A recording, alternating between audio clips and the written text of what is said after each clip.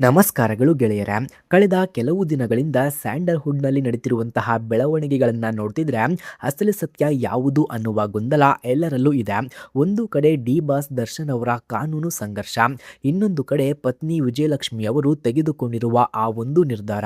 ಈ ಇಡೀ ಪ್ರಕರಣದಲ್ಲಿ ಈಗ ಒಂದು ದೊಡ್ಡ ಟ್ವಿಸ್ಟ್ ಸಿಕ್ಕಿದೆ. ಮಾಧ್ಯಮಗಳು ಹೇಳುತ್ತಿರೋದು ಸುಳ್ಳ ಅಥವಾ ವಿಜಯಲಕ್ಷ್ಮಿ ಅವರು ಗುಟ್ಟಾಗಿ ಮಾಡುತ್ತಿರುವ ಆ ಹೋರಾಟ ಹಿಂದಿನ ರಹಸ್ಯವೇನು? ಇವತ್ತಿನ ವಿಡಿಯೋದಲ್ಲಿ ನಾವು ಬಹಿರಂಗ ಪಡಿಸ್ತೀವಿ. ಮಿಸ್ ಮಾಡದೆ ಕೊನೆವರೆಗೂ ನೋಡಿ. ಸ್ನೇಹಿತರೆ, ದರ್ಶನ್ ಮತ್ತು ಮಾಧ್ಯಮಗಳ ನಡುವಿನ ಯುದ್ಧ ಇವತ್ತಿನದ್ದಲ್ಲ. ಆದರೆ ಈ ಬಾರಿ ವಿಜಯಲಕ್ಷ್ಮಿ ಅವರು ಕಾನೂನಿನ ಅಸ್ತ್ರವನ್ನ ಹಿಡಿದು ನಿಂತಿರುವುದು ಯಾಕೆ ಗೊತ್ತಾ?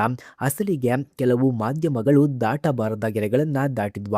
ವಿಜಯಲಕ್ಷ್ಮಿ ಅವರು ಕೋರ್ಟ್ನಿಂದ ತಂದಿರುವಂತಹ ಆ ಇಂಜೆಕ್ಷನ್ ಆರ್ಡರ್ನಲ್ಲಿ ಅಡಗಿರುವ ಆಘಾತಕಾರಿ ವಿಷಯಗಳೇನು? ಅದನ್ನು ನಾನು ಈ ವಿಡಿಯೋದ ಮುಂದಿನ ಭಾಗದಲ್ಲಿ ಹೇಳ್ತೀನಿ. ಫ್ರೆಂಡ್ಸ್, ದರ್ಶನ್ ಅವರು ಜೈಲಿನಲ್ಲಿದ್ದರು.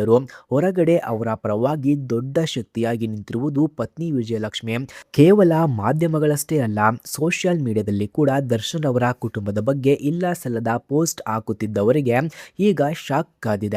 ಹೌದು, ಯಾರು ನಿರೀಕ್ಷಿಸದ ರೀತಿಯಲ್ಲಿ ವಿಜಯಲಕ್ಷ್ಮಿ ಅವರು ಲೀಗಲ್ ಮೂವ್ ಮಾಡಿದ್ದಾರೆ. ಆ ಪಟ್ಟಿಯಲ್ಲಿ ಯಾರ್ಯಾರ ಹೆಸರಿದೆ ಮತ್ತು ಈ ಹೋರಾಟದಿಂದ ದರ್ಶನ್ ಕೇಸ್ಗೆ ಪ್ಲಸ್ ಆಗುತ್ತಾ ಅಥವಾ ಮೈನಸ್ ಆಗುತ್ತಾ ಎಂಬುದು ಈಗ ನಿರ್ಧಾರವಾಗಲಿದೆ. ಫ್ರೆಂಡ್ಸ್, ಈಗಿನ ಲೇಟೆಸ್ಟ್ ಅಪ್ಡೇಟ್ ಏನಪ್ಪಾ ಅಂದ್ರೆ, ನ್ಯಾಯಾಲಯ ಮಾಧ್ಯಮಗಳಿಗೆ ಖಡಕ್ ಸೂಚನೆ ನೀಡಿದೆ.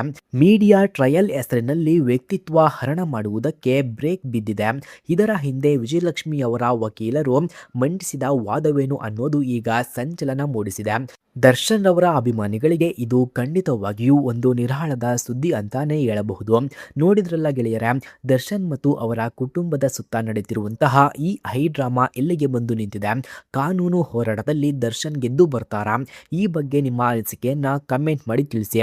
ಮತ್ತು ಸತ್ಯ ಏನೇ ಇರಲಿ, ಅದು ನ್ಯಾಯಾಲಯದಲ್ಲಿ ಸಾಬೀತಾಗಲಿ ಅನ್ನೋದೇ ನಮ್ಮ ಆಶಯ.